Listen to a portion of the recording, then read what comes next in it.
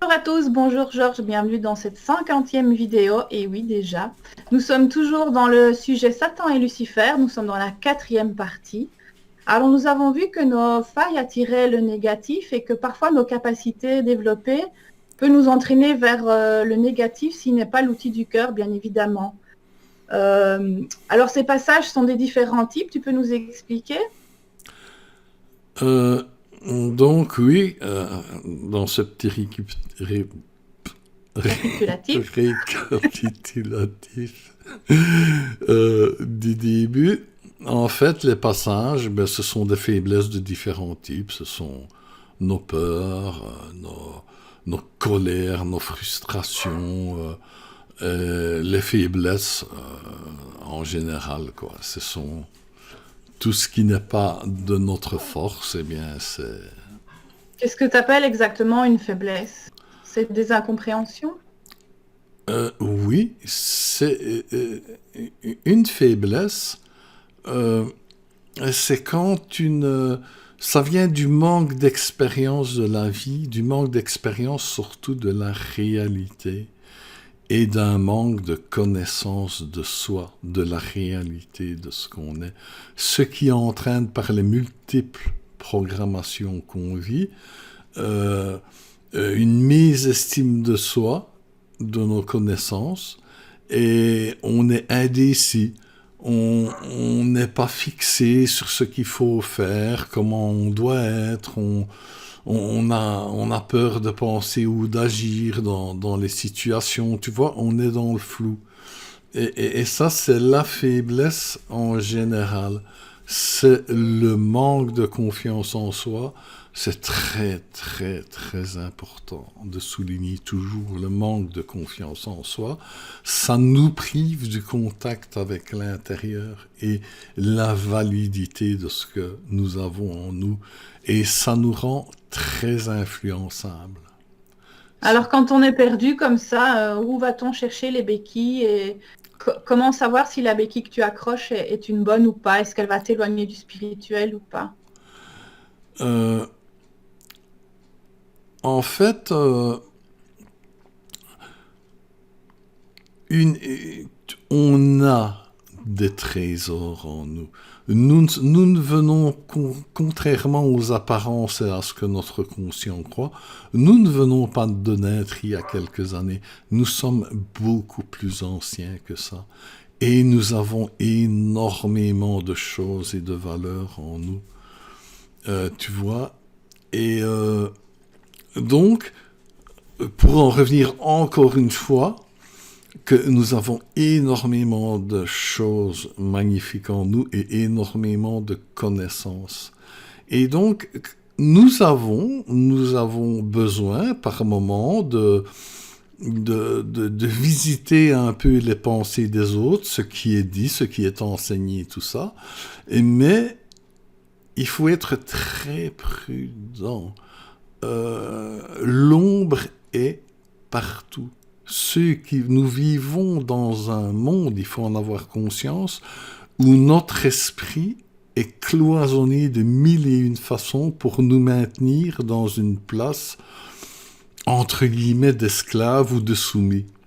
Et donc il faut être très prudent. L'ombre n'a pas toujours l'air de l'ombre. Hein, comme on a expliqué avec le charbon qui reflète la lumière, des fois il est très brillant.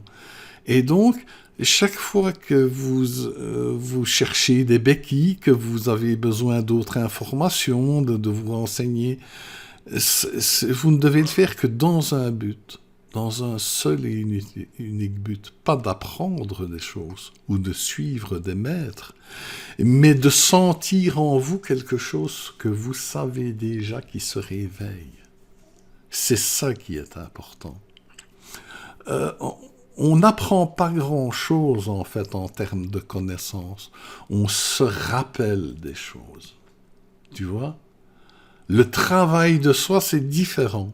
Le travail de soi, ça c'est la descente en soi, la connaissance de soi et le triage de ce qui est terre et de ce qui est or, de ce qui est programme et de ce qui est vraiment vous. mais il faut se méfier des connaissances extérieures. Elles ne doivent servir qu'à faire bon. Ah oui, je sais, oui. Comme si tu te rappelais quelque chose. Tu sais que c'est vrai, tu sais que c'est juste. Il faut être très prudent, parce que les Ouais, pièges sont très, très nombreux. c'est vrai. Alors, on ne peut pas parler de Satan et Lucifer sans parler des pactes. Tu peux nous expliquer un petit peu? Ah, euh, un pacte, c'est tout simplement un accord. Aussi, on fait un accord pour recevoir quelque chose en échange de quelque chose. Parce que on ne te donne jamais rien. Et donc, le problème, c'est que le fait de devoir payer quelque chose échappe à la plupart de ceux qui font un pacte. Hélas, dans ce que nous parlons, le prix à payer est votre soumission. Le prix à payer est d'abandonner ce que vous êtes vraiment pour suivre des règles qui vous seront imposées, une façon de fonctionner qui va vous être imposée. C'est le verrouillage de votre évolution spirituelle. C'est pour ça qu'on dit vendre son âme au diable. Ça veut dire qu'en échange d'hypothétiques choses que vous n'aurez jamais, vous cessez d'exister en tant qu'être libre. Vous donnez votre soumission. Et vos agissements, vos pensées et tout le reste ne seront plus les vôtres. C'est nouveau un aveu de faiblesse. C'est l'aveu de faiblesse par excellence. Parce que on pourrait résumer en disant que la force, ce que tu es, la stabilité, pulse vers l'extérieur ce que tu es. La faiblesse, au contraire, absorbe l'extérieur vers toi. Ce qui y a en toi est de moins en moins toi. C'est ce qui vient de l'extérieur. Tu t'éloignes de ta personnalité originelle. Tu t'éloignes de plus en plus de ta personnalité originelle. Donc, on Tu peut... joues un jeu de rôle finalement. Hmm? C'est un jeu de rôle que tu acceptes de jouer. C'est une soumission que tu acceptes de jouer. Tu deviens un esclave volontaire, tu vois, en échange de promesses. Et de promesses, évidemment. Tu sais bien, comme je dis toujours, j'attends toujours de voir un adepte de Satan se promener avec la Ferrari que Satan lui a en personne donnée, qu'une entité négative lui a donnée. Ça n'existe pas. Quel que soit le mal, le vrai mal, il n'a aucun pouvoir sur notre monde, sur notre esprit. Des gens influents, comme on en a parlé déjà dans une autre vidéo, des gens influents qui sont très riches, très influents et tout ça, peuvent donner des choses. Mais ce sont des gens riches qui te donnent des choses. C'est pas Satan, hein. C'est pas des entités négatives, hein. Non, non, ils ne peuvent rien faire. Tu veux dire que dans le monde réel, dans la réalité, c'est pas un petit diablotin qui arrive avec un contrat à signer avec le sang, comme on voit dans les films, ça n'a rien à voir. Comment ça se passe dans la réalité, en fait, un pacte? Oui, traditionnellement, dans l'ancien temps et tout ça, le pacte, c'est le sorcier qui signe avec son sang, directement avec Satan, tout ça. C'est fini ce temps-là. Et maintenant, c'est beaucoup plus insidieux. Parce que le contrat direct conscient avec les forces du mal, Ça marche plus. ça marche plus trop. Il y a quand même trop peu. Il y en a, hein, il y en a, mais il y a trop peu d'adeptes. Mais la Faut se manière... diversifier quand même. Oh, ouais. Euh, mais la manière insidieuse au point que les gens ne se rendent même pas compte qu'ils vendent leur âme au diable, entre guillemets, comme on dit, ils ne se rendent même pas compte qu'ils signent un pacte pour leur soumission, c'est devenu la norme maintenant. Maintenant, les contrats sont tellement insidieux, sont tellement mélangés de vérité et de faux, que si tu n'as pas le contact avec ta boussole, avec ton intérieur, tu peux signer sans t'en rendre compte. Tu vois? De toute façon, si on a bien compris le système du jeu de cartes, s'il y a quelque chose qui t'est destiné, ben forcément, tu l'auras. Et donc, j'en viens à la loi d'attraction où tu peux faire des demandes à l'univers en demandant de l'argent, en demandant que ton entreprise fonctionne. Est-ce que ça fait partie des pactes? Absolument. Absolument. Et ça rentre dans le domaine où on t'apporte quelque chose. Tu sais bien quand on a fait le dessin que ça monte vers le point zéro, puis ça redescend. Les choses comme la loi d'attraction ont un côté positif. C'est-à-dire que ça peut rendre l'espoir à une personne abattue dans la désillusion et tout ça. Ça peut lui redonner espoir en se disant que tout est possible. Ça, c'est le côté positif et il est important. C'est bien. Mais alors, on arrive, le système comment porte en son cœur un noyau pourri. Et le noyau pourri, c'est le fait que tu t'éveilles à la possibilité que tout était possible. Ça rend espoir, c'est bénéfique.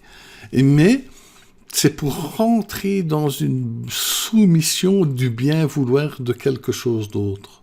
Que ce soit une personne ou quelque chose ou l'univers, c'est pas important. Tu n'es plus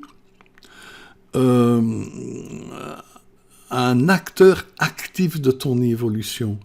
Tu te soumets au bon vouloir de quelque chose. C'est le signe distinctif de la non-évolution, c'est la soumission à quelque chose.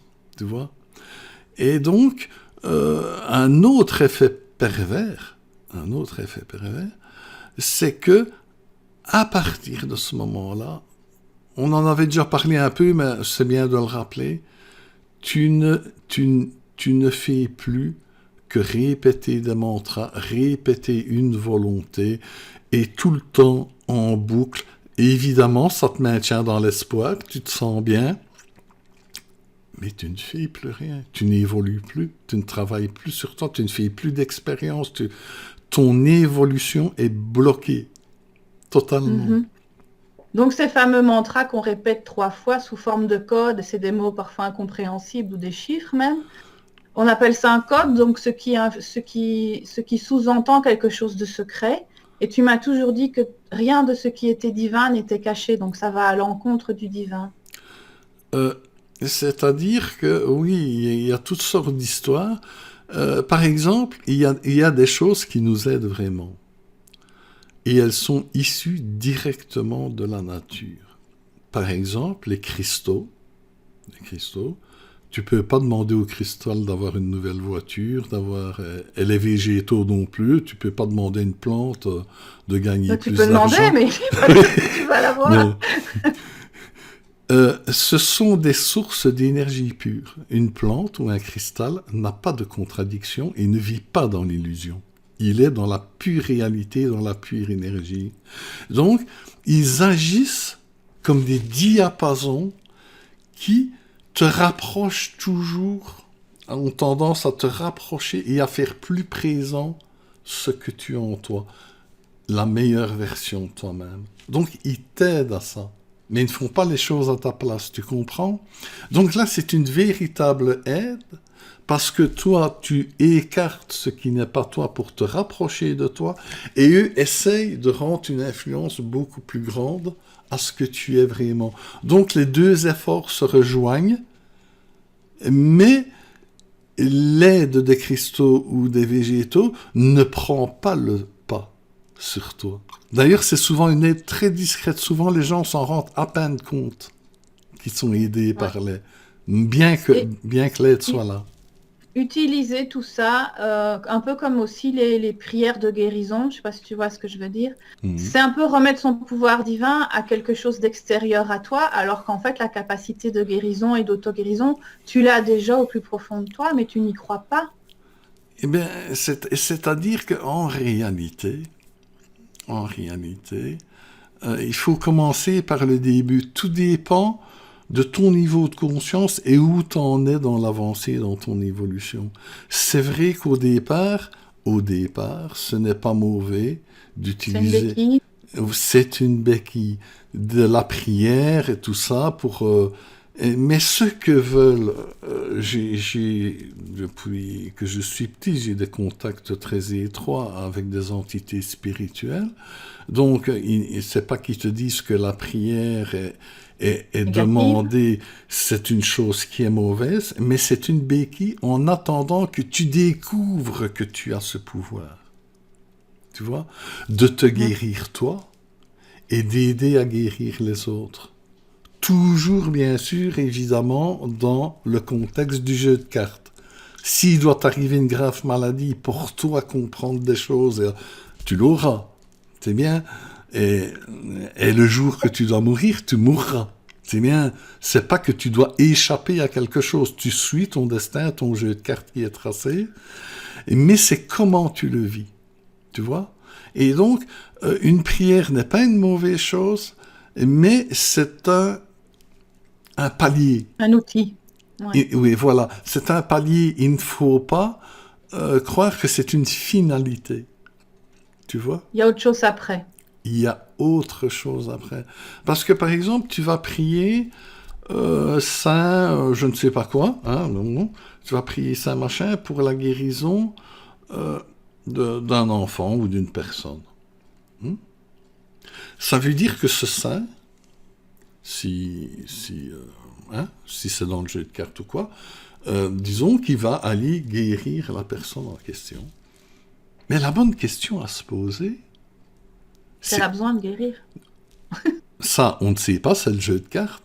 Mais la bonne question à se poser, c'est comment est-il possible que ce saint, qui est une personne, qui a vécu sur Terre, qui peut le guérir, lui, sans demander à personne? Tu vois ce que je lui dis? L'être humain, la conscience, a la capacité de le faire. Ce n'est que nous, en incarnation limitée, comme nous sommes, et enfermés dans des programmes irréels et tout ce que tu veux, nous avons oublié que nous avons cette capacité-là. Nous n'arrivons pas encore.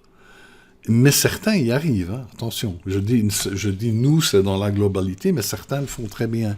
Donc, la prière et les, entre guillemets, artifices ne sont pas jetés, mais il faut toujours avoir conscience que ce ne sont que des paliers et des béquilles qui vont t'inciter, qui vont te conduire plus loin. Ta conscience va te conduire beaucoup plus loin. Mais Ouais. les prières sont une béquille, mais la loi d'attraction, ce n'est pas vraiment une béquille. Ah non, Ah, la prière, c'est une béquille dans le terme, c'est une béquille, mais qui t'aide à aller dans la bonne direction. Tu avances avec voilà. ta Et béquille. comment t'arrives à dissocier c'est une bonne béquille et c'est une mauvaise béquille? Euh, C'est l'expérience qui va t'amener à ça? euh, c'est l'expérience. Et le fait de ne pas être borné, d'avoir l'esprit ouvert, de se poser des questions. Parce que ce que tu es, ce que tu as en toi, ainsi que la connexion avec le monde dont tu fais partie, te parle en permanence. Donc il ne faut pas avoir l'explication, c'est ça et rien d'autre, il n'y a que ça qui marche. Non, non. Il faut écouter ce qui vient de l'intérieur. C'est l'expérience qui joue beaucoup. Expérimenter, s'écouter. On revient toujours à la confiance en soi. Toujours.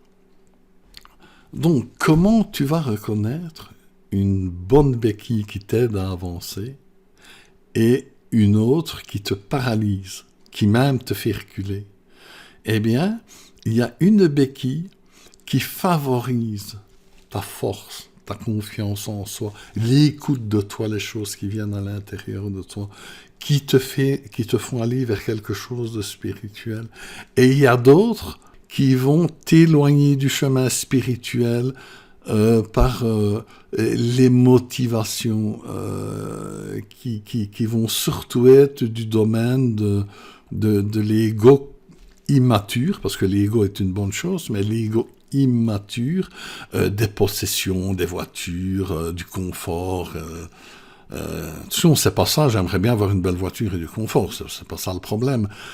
Mais c'est uniquement par là que ça va te diriger. Et vers la soumission. Jamais, jamais, jamais un être lumineux n'a fait en quelque façon que ce soit en sorte que je leur sois obéissant. Ils ne m'ont jamais dit ce que je dois penser. Tu comprends? Ce que je dois penser, ce que je dois faire. Il n'y a rien Jamais. d'imposé. Jamais. On te dit, le monde spirituel peut te dire les choses sont comme ça. Parfois te donner un petit bonbon, te donner un exemple d'énergie. Tu vois, c'est ça ton état normal. Pour te pousser à aller en avant, pour le retrouver, tu vois. Mais jamais ils ne te disent tu dois faire comme ça, tu dois être comme ça et tu dois penser comme ça, jamais. Ils te disent voilà comment ça marche. De toute façon, le négatif, ils n'ont pas le pouvoir de modifier notre jeu de cartes. Ah non, pas du tout. Personne n'a le pouvoir de modifier le jeu de cartes. Et les êtres lumineux et tout ça, je ne sais pas s'ils peuvent, mais en aucun cas ils ne veulent modifier ton jeu de cartes. C'est ton schéma d'évolution. C'est ton schéma d'évolution. Donc, ça doit être clair dans toutes ces démarches, quelles qu'elles soient, que ce qui ne doit pas t'arriver n'arrive pas. Il ne faut pas être dans la peur. Ce qui ne t'arrivera pas, n'arrivera pas. Mais ce qui doit t'arriver, arrivera. Quoi que tu fasses. Quelle que soit l'entité extraordinaire qui va te promettre des choses, ce qui va t'arriver, va t'arriver.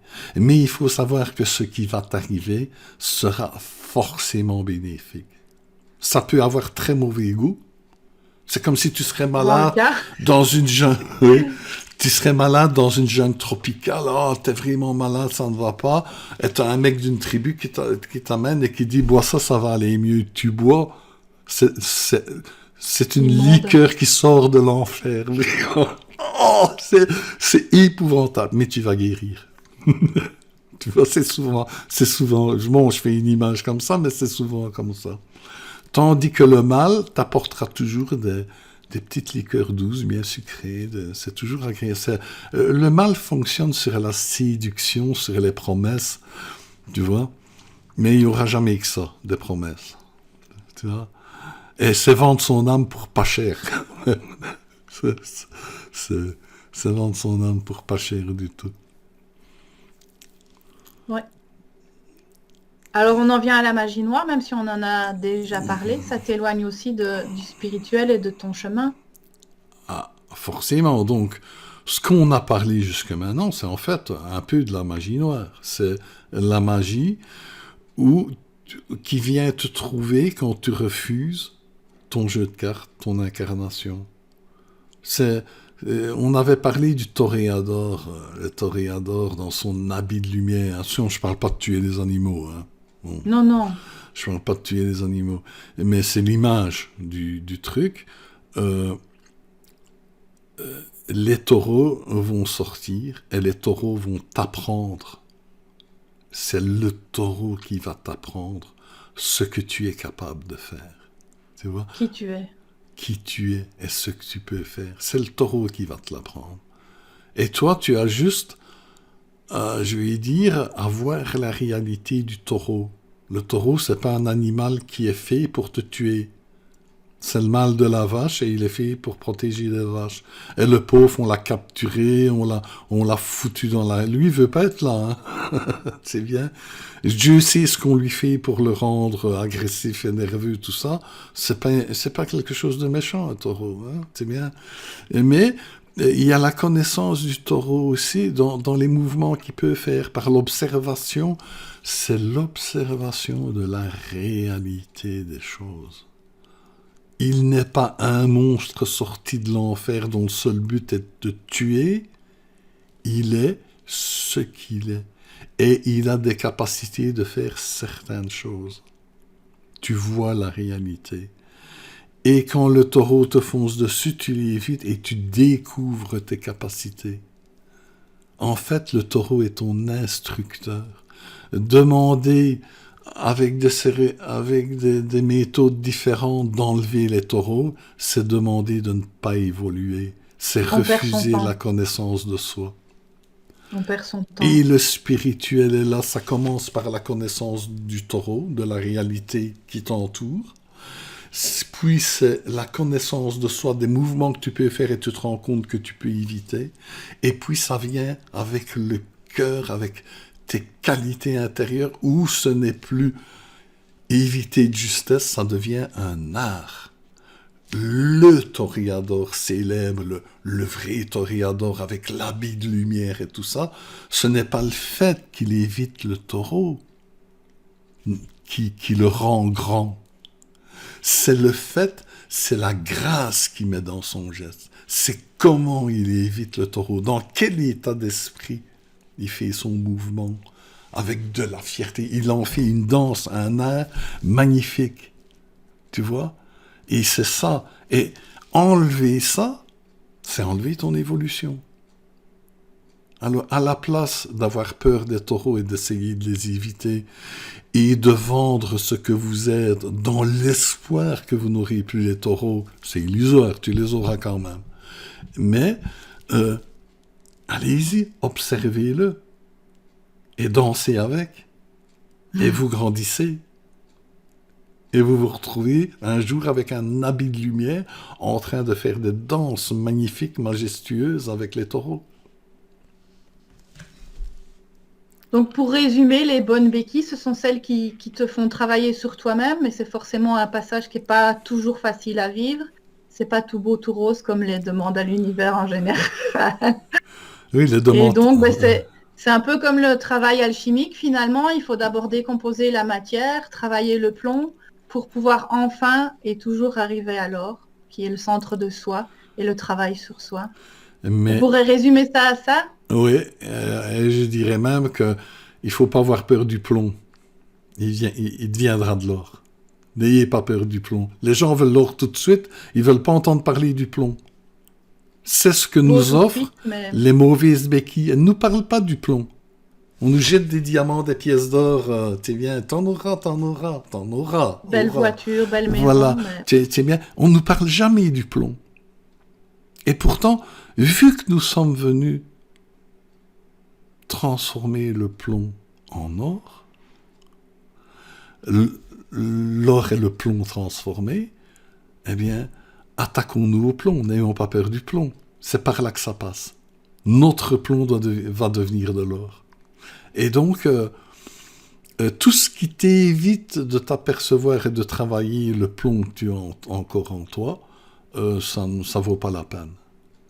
En fait, le plomb est de l'or qui n'est pas encore nettoyé. Comment est-ce qu'ils disent les guides ? Vos faiblesses sont non, comment ? Ce que vous appelez des défauts sont des qualités qui n'ont pas encore trouvé la lumière. Voilà. Donc il faut juste nettoyer. Donc si tu ignores des choses en toi, tu ne veux pas savoir, tu les ignores, tu ignores l'or et le diamant. Voilà. C'est bien.